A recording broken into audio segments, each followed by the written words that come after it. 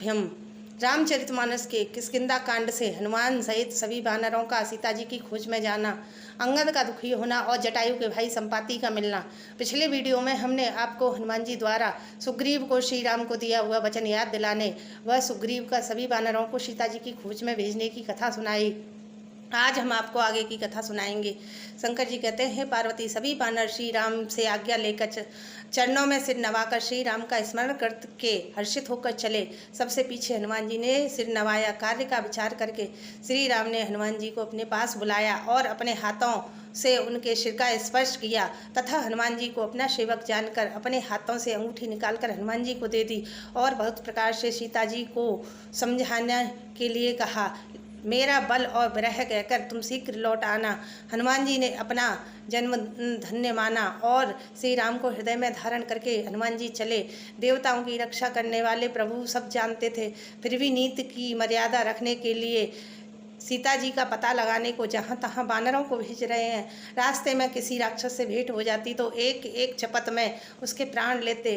पर्वतों और वनों में बहुत प्रकार से सीता जी को खोज रहे हैं। कोई मुनि मिल जाता तो पता पूछने के लिए सब उसे घेर लेते। इतने में सबको प्यास लगी, जिससे सब व्याकुल हो गए, किंतु जल कहीं नहीं मिला। घने जंगल में सब भुला गए। हनुमान जी ने सोचा जल के बिना सब मरना चाहते हैं। हनुमान जी ने जब पहाड़ की चोटी पर चढ़कर देखा तो पृथ्वी के अंदर एक गुफा में कौतुक दिखाई दिया। हनुमान जी पर्वत से नीचे उतर आए और सभी को वह गुफा दिखाई। सबने हनुमान जी को आगे कर लिया और सभी गुफा में घुस गए।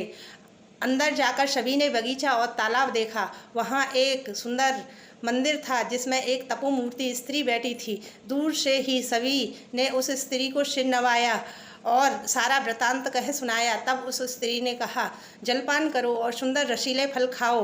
हनुमान जी सहित सब वानरों ने स्नान किया, सुंदर रसीले फल खाए। तब उस स्त्री ने सभी को अपनी कथा सुनाई और कहा, अब मैं वहाँ जाऊँगी जहाँ श्री राम जी हैं। तुम लोग आँख मूंद लो और गुफा के बाहर जाओ, तुम सीता जी को पा जाओगे और निराश नहीं होगे।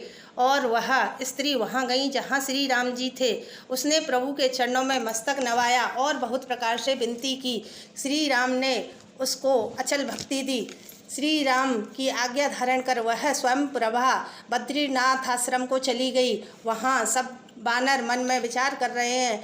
अवधि तो बीत गई पर कार्य कुछ न हुआ। सब मिलकर आपस में बात करने लगे, हे भाई, अब तो सीता जी की खबर लिए बिना लौटकर भी क्या करेंगे। तब अंगद ने नेत्रों में जल भरकर कहा, दोनों ही प्रकार से हमारी मृत्यु हुई है। यहाँ तो सीता जी की खबर नहीं मिली और वहाँ जाने पर वानर राज सुग्रीव मार डालेंगे। वे तो पिता के वध होने पर ही मुझे मार डालते।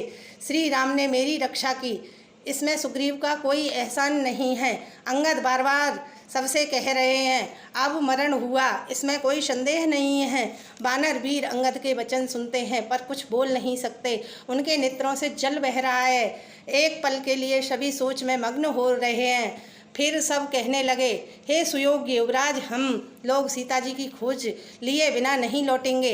ऐसा कहकर सभी लवण सागर के तट पर जाकर सभी वानर कुश बिछाकर बैठ गए।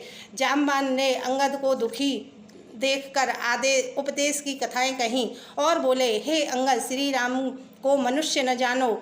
हम सब सेवक बड़े भागी हैं जो श्री राम से प्रीत रखते हैं। इस प्रकार जामवान बहुत प्रकार से कथाएं कह रहे हैं। इनकी बातें पर्वत की कंदराओं में संपाति ने सुनी। बाहर निकलकर संपाति ने बहुत से वानर देखे। तब संपाति बोला, प्रभु ने मुझे घर बैठे ही बहुत सा आहार भेज दिया है। आज मैं इन सबको खा जाऊंगा। बहुत दिन बीत गए, भोजन के बिना मर रहा था। पेट भर भोजन कभी नहीं मिलता। आज विधाता ने एक बार में ही बहुत सा भोजन दे दिया। गीध के वचन कानों से सुनते ही सभी वानर डर गए कि अब सचमुच ही मरना हो गया। यह हमने जान लिया। फिर उस संपाति को देखकर सब वानर उठ खड़े हुए। जामवान मन में सोच रहे हैं। तभी अंगद ने कहा, जटायु के समान धन्य कोई नहीं है। श्री राम के कार्य के लिए वह शरीर छोड़कर वह बड़भागी भगवान के परम धाम को चला गया। इससे आगे की वीडियो हम आगे की वीडियो में सुनाएंगे। अगर आपको मेरी यह वीडियो अच्छी लगी तो कृपया लाइक और कमेंट करना। जय सिया राम, जय हनुमान।